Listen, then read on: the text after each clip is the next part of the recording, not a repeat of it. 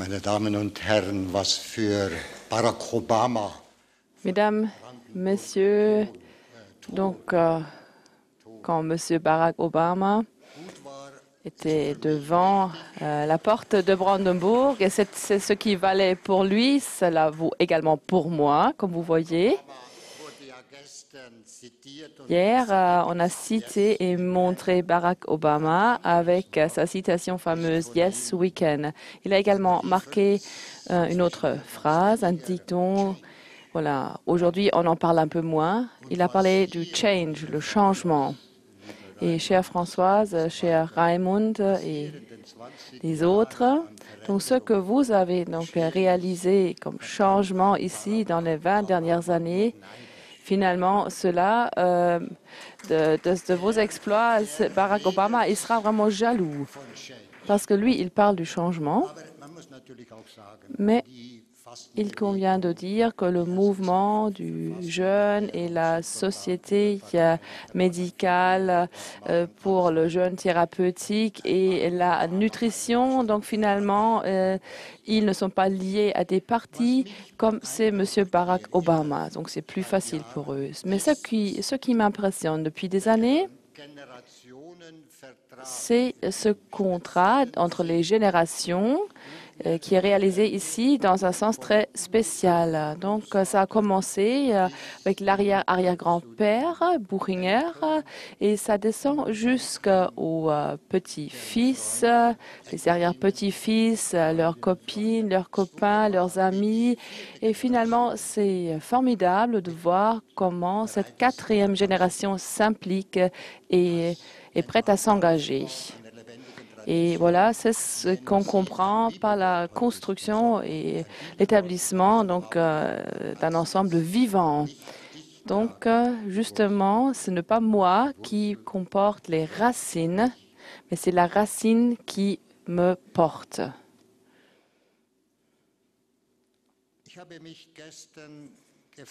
Alors hier, je me suis demandé ce que Otto Buchinger aurait fait après la 4e, 5e, 6e présentation qui a été présentée hier. Alors peut-être, je crois qu'il aurait appelé son copain fidèle. Nous allons faire une promenade. Max, son chien, très fidèle, certainement, serait venu. Donc, les deux, ils seraient partis à une petite promenade. Et pendant cette petite promenade, Buchinger, certainement, il aurait fait quelques réflexions à propos de ce congrès et dont je voudrais vous faire part plus tard. Mais tout d'abord, pour commencer, je voudrais faire des réflexions sur le jeûne traditionnel et comment voilà, finalement, qu'est-ce qui s'est passé pour que ce trésor a été enfoui dans le jardin de l'Église. Et avec Buchinger, nous allons parler de ce trésor et nous allons nous demander quelles sont les conclusions que nous pouvons en tirer. En fait, le jeûne dispose d'une tradition vraiment ancêtre et très riche. Il faut se demander qu'est-ce qui était là en premier, le jeûne ou la religion. Donc, en fait, pour ce qui est de l'œuf et de la poule, je ne suis pas tout à fait sûre, mais pour le jeûne, j'aurais trouvé une réponse. Je dirais que ce sont les mêmes choses, c'est une même chose vu de leur origine, parce que vous savez ce qui se passe quand on jeûne. On arrive à une ouverture d'esprit très spécifique, on s'ouvre vers le grand, vers ce qu'il y a de complet dans nous. Et voilà, plus que l'on se recueille, plus que l'on se renferme en soi-même, plus on sent qu'on appartient justement à cette grande, voilà, à ce grand ensemble. Et finalement, ce sentiment a rendu possible la religion. Et ensuite, quand la religion était née, elle a essayé de canaliser le jeûne. Donc, si vous voulez, ce sont deux aspects d'une même origine. Donc, le jeûne rend possible une expérience spirituelle et religieuse. Et les religions ont toujours essayé, donc avec plus ou moins de succès, ont essayé de vivre la pratique du jeûne. Alors là, je parle de la tradition juive et chrétienne. Et maintenant, je vais m'abstenir de citer Mahatma Gandhi, qui l'a dit, par exemple, en 1925, lors d'une période de jeûne. Il a dit, ma religion m'enseigne que dans une pénurie à laquelle on ne peut pas remédier, il faut faire des prières et jeûner. Donc moi, je ne peux pas renoncer au jeûne, comme je ne peux pas renoncer à mes yeux. Donc les yeux, c'est pour voir vers l'extérieur. Le jeûne, c'est pour une introspective. Donc ce sont mes yeux vers l'intérieur. Et cela me permet une clairvoyance vers l'intérieur. Donc finalement, je me limite à cette citation. Là, je ne veux pas maintenant citer Gandhi et les autres auteurs d'autres religions. Je me limite aujourd'hui, je me concentre sur la religion juive et chrétienne. Donc déjà, les anciennes citations chrétiennes nous montrent que le jeûne n'a jamais été compris comme discipline individuelle ou comme binôme de pratique, donc jeûner et prier. Non, il y avait toujours le jeûne, la spiritualité et la dimension sociale, cette conscience sociale, la solidarité avec les autres. Donc, dans le langage de la Bible, dans le livre d'Obit, chapitre 12, on parle la toute première fois du jeûne. Et là, on peut lire « Jeûner, prier, donner des aumônes ». Eh bien, l'amour du prochain, donc cela veut dire donner des aumônes, cela fait partie de la religion. C'est pourquoi il y a donc cette triade d'éléments. Donc finalement, on peut regarder par exemple dans Matthieu 6, dans son évangile, donc il parle également de ces trois éléments d'une seule phrase. Et Augustine également, il parle des trois ailes ou de l'amour du prochain. Il parle également de la spiritualité. Ce sont les deux ailes qui font voler cet oiseau qui est le jeûne. Et Augustine, c'était donc finalement un très doué en rhétorique. Donc, il a dit que finalement, les trois disciplines sont nécessaires parce que s'il y a une aile qui manque, l'oiseau, qui est le jeûne, ne vole pas. Donc, déjà dans le premier passé, on connaissait les différents effets du jeûne. Il réside dans une modification de la relation que l'on a avec soi-même. La relation envers Dieu et la relation envers les autres. Donc, autrement dit, vous avez la dimension physique, psychique, intellectuelle et la dimension spirituelle et sociale. Donc, finalement, tous ces éléments sont liés étroitement et forment un grand ensemble. C'est pourquoi on parle plutôt de dimensions et non de domaines. Ce sont les dimensions d'un grand ensemble. Et maintenant, je voudrais parler de la dimension spirituelle du jeûne. Mais parlant de la dimension spirituelle, il est souhaitable ou il est judicieux de penser également aux procédures psychosomatiques parce que nous ne sommes pas des êtres purement spirituels. Donc, finalement, pendant le jeûne, un être humain, il passe donc de la nutrition externe à la nutrition interne. Donc, voilà, justement, et Françoise a déjà mentionné cette notion du jeûne. Et on avait donc dans le temps une discussion où moi je me suis demandé est-ce que l'on parle peut-être de deux choses différentes. Donc, M. Hubert disait que jeûner une seule journée, ce n'était pas suffisant. Et Michael Sen, hier, il disait oui, mais c'est possible, ça va. Mais ça va. C'est possible. Alors, si vous prenez au sérieux ce qu'ils ont dit et ce que M. Huber a cité comme deuxième point important, la motivation, et si l'on rajoute une certaine expérience, donc voilà, on peut donc finalement vivre ces deux programmes, si vous voulez, donc nutrition ou voilà, alimentation 1, alimentation 2. Donc il faut seulement être prête à faire cela. Ensuite se rajoute la motivation, les expériences, la légèreté que l'on gagne avec l'expérience. Donc finalement, c'est tout à fait faisable donc de pratiquer cette nutrition externe et cette nutrition interne. Et on peut passer entre les deux. Et cela facilite aussi le recueil et la contemplation en soi-même. Donc, en fait, quand on fait un jeûne, on fait une expérience vraiment très précieuse et inoubliable. C'est une expérience vraiment inoubliable. Et j'ai souvent fait l'expérience avec ceux qui jeûnent. Eh bien, les participants participant à un groupe de jeunes, j'ai constaté toujours que les participants sont silencieux. Ils préfèrent le silence, le calme, la méditation, parce que quand on jeûne, c'est pratiquement une invitation à la méditation. Donc ces deux composants-là, le jeûne plus le silence, le recueil, nous permettent de gagner une ouverture d'esprit, d'activer cette ouverture et nous permettent d'écouter ou d'entendre et de voir ce que normalement nous n'entendons pas, nous ne voyons pas, donc des choses auxquelles nous ne faisons pas attention normalement. Donc Angelus Silesius a dit, celui qui a réussit à tourner ses sens vers son intérieur, il entend ce qui n'est pas dit et il voit dans la nuit. Donc, voir dans la nuit, justement, ce sont ces rêves très significatifs que l'on fait pendant une phase de jeûne qui sont très importants. Monsieur Heinz Farner, dans son livre, le jeûne comme thérapie, a également parlé de cet aspect du jeûne, des rêves.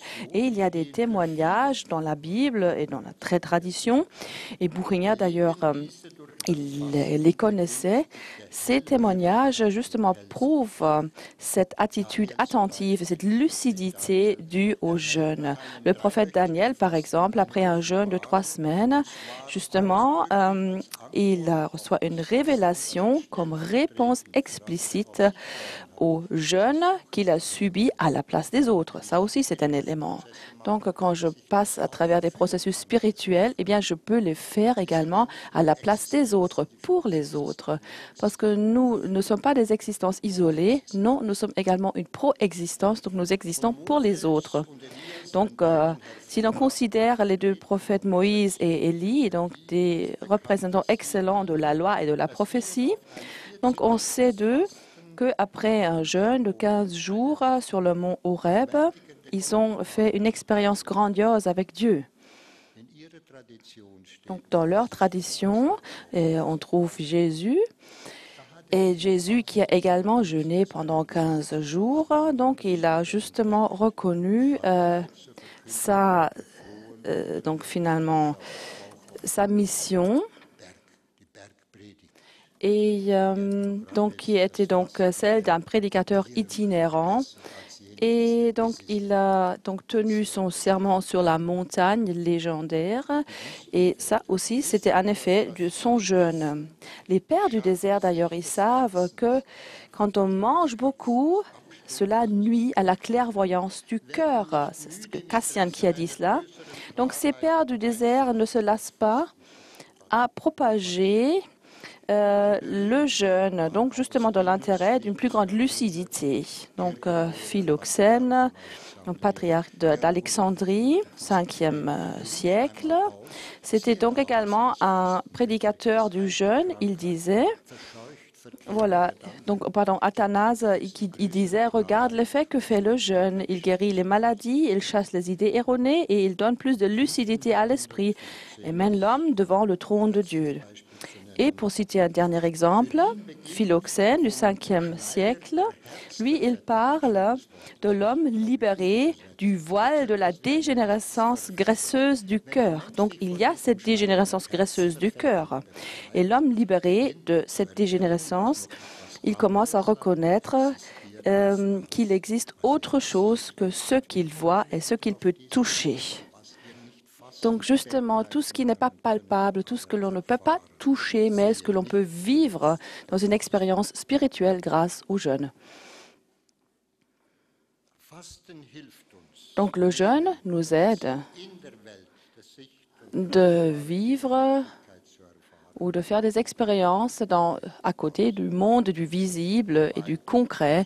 Donc cela nous permet de faire des expériences spirituelles. Et voilà, c'était donc fait des explications sur le jeûne dans la tradition du jeûne.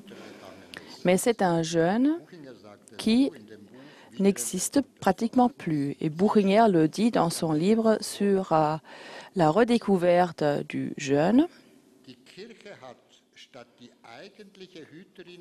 Au lieu de veiller au jeûne, l'Église a enfoui le jeûne dans son propre jardin où l'a mis et où il l'a oublié.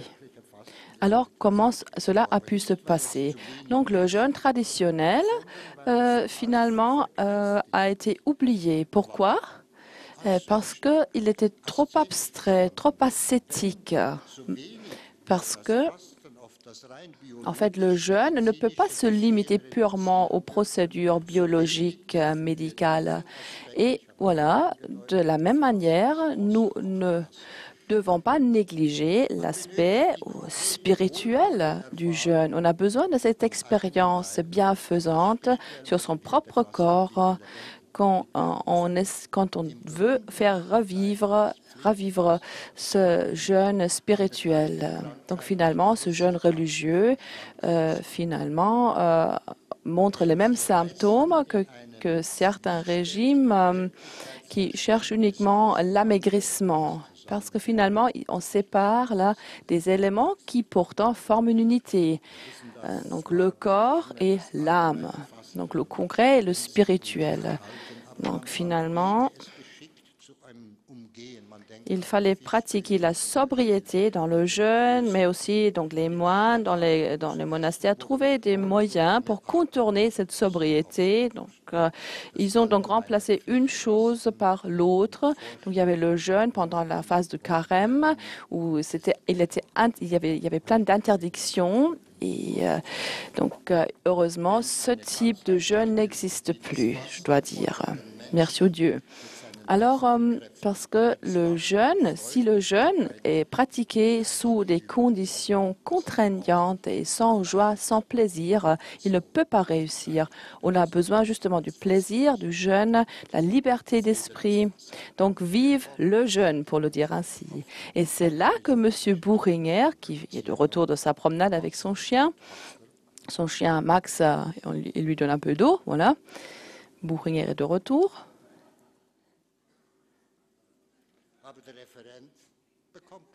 Mais voilà, l'intervenant n'a pas d'eau, il est privé d'eau. Tiens.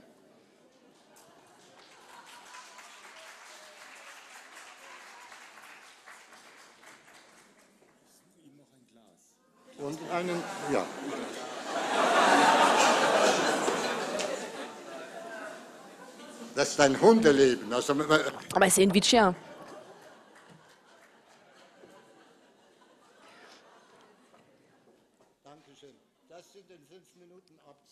Alors, écoutez, là, je vais rajouter 5 minutes que j'ai perdues maintenant.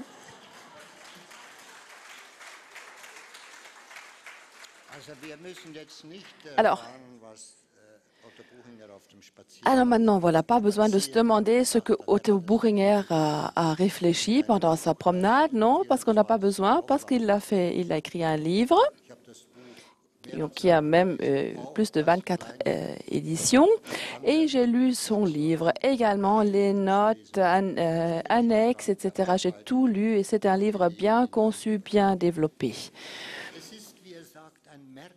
Comme Otto Buchinger dit, ou moi je dirais, c'est un livre plutôt bizarre parce que vous trouvez à côté de l'expérience médicale également ces expériences spirituelles. Donc là, il cite même le poète Goethe. Donc il dit qu'on ouvre son cœur vers de nouvelles idées et il nous fait part de cette dimension spirituelle. Et quel est son message? Eh bien, le jeûne, c'est donc la voie royale des méthodes de guérison qui est donc soutenue par différentes méthodes. Des méthodes somatiques, l'air frais, les bains de soleil, les lavements, etc. Donc tout cela a été développé. Mais de l'autre côté, il dit, il y a également la dimension psychique, spirituelle, religieuse. Et c'est ce que Otto Buchinger appelle donc une vie d'âme qui cherche la guérison. Et donc justement, qu'est-ce qu'il veut dire par cela? Donc justement, une vie spirituelle ou une âme qui cherche la guérison. Cela veut dire pour Buchinger également l'art de communiquer un certain élan. Donc dans ce cas-là, l'objet devient le sujet même de la cure. Donc les participants aux jeûnes, les jeûneurs, deviennent actifs eux-mêmes. Ils ne sont pas victimes d'un processus, non, ils jeûnent de leur propre gré. Donc Buchinger, après une période de jeûne rallongée, il dit que c'est comme quand on se réveille après un sommeil profond. Et donc, jeûner demande vraiment un engagement énorme de la personnalité. Il faut se donner tout et il faut se donner. Et il dit, oui, on n'a pas le droit de ne pas se donner entièrement. Il faut vraiment se vouer. Et ce qui est vraiment important, c'est que également le guide, l'animateur du jeûne, se donne et s'implique également entièrement. Le deuxième élément, selon lui, c'est les prières. Parce qu'un médecin, il n'aime pas trop parler des prières. Il est un peu timide quand il en parle. M. Doboscher, dans son intervention, a également parlé des prières. Donc, il a dit, voilà, il faut prier. Et il disait comme ça, en passant, parfois, prier, ça peut aider également. M. Doboscher, je peux vous dire que prier, ça aide toujours quand on le fait bien. Alors, si vous dites dans votre prière, mon Dieu, alors si tu vraiment existes, s'il vous plaît, sauve mon âme si j'en ai une. Alors, dans ce cas-là, ça n'aide pas. Mais si l'on dit, mon Dieu, mon Père, s'il te plaît, donne-moi des jambes, parce qu'il y en avait un homme qui n'avait pas de jambes, donne-moi des ailes, donne-moi des jambes, donne-moi des mains. Si je me relie à Dieu de cette manière, cette prière, elle sera écoutée. Donc, justement, cette attente de l'auto-efficacité, M. Doboscher, c'est ce que vous avez cité. Et M. Huber également, il a cité l'auto-efficacité. Et prenez cela au sérieux. Auto-efficacité, qui c'est qui agit là? C'est la personnalité, c'est le moi qui agit. Le Taigo, donc dans le langage du Zen, et c'est ce qui a des effets. Et donc, il faut justement que le moi entre en action. Et cela aura des effets, même pendant la nuit aussi. Moi aussi, j'ai fait cette expérience. Moi, je connaissais justement uniquement le fait de prier. C'est le cœur qui prie. C'est le moi qui prie. Et donc, dans le livre de M. Buchinger, on peut lire également sur l'effet des prières et du jeûne. Prier, ça veut dire quoi? Être silencieux, être à l'écoute de la voix, du silence. Et cela peut devenir une méthode, une pratique principale. La période du jeûne devient donc une minute éternelle du silence dans notre vie agitée. Le silence guérit. Et des bons médecins prescrivent également du calme. Le médecin vous recommande de rester au calme. Seulement les mauvais médecins ne vous recommandent pas de pratiquer le calme parce que de cette manière, les êtres humains restent malades, donc ils gagnent plus d'argent avec eux. Le silence guérit. Christian Kuhn, en fait, je lui avais demandé d'écrire quelque chose sur ce sujet qui s'appelle « Le silence guérit ». Il n'y avait rien, il m'a rien envoyé et j'ai posé des questions et finalement, la secrétaire lui avait dit la chose suivante. Il a dit le silence presse. Voilà. Au lieu de guérir, parce que c'est presque le même mot en allemand, heilen et eilen. Donc finalement, j'ai parlé de cette minute éternelle du silence. Nous n'avons pas beaucoup de temps, mais il faut s'arrêter, se recueillir pendant une minute éternelle du silence.